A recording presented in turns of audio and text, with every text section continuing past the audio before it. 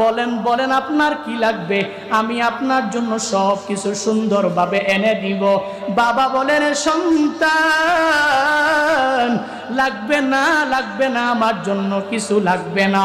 4 বছর পর্যন্ত আমি তোর চেহারাটা দেখলাম না। আমার পুত্রবধূর জন্য আনো, তোর মার জন্য আনো, আর আমার নাতির জন্য আনো।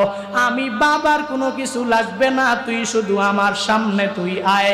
এবার ওই প্রবাসী আল্লাহর বান্দা মনে হয় চোখের পানি টল টল টল টল করতেছে, আর বলে, হুজুর এবার আমি আমার বাবাকে বললাম, বাবা আমার মায়ের হাতের মধ্যে একটু মোবাইলটা দিয়া দেন।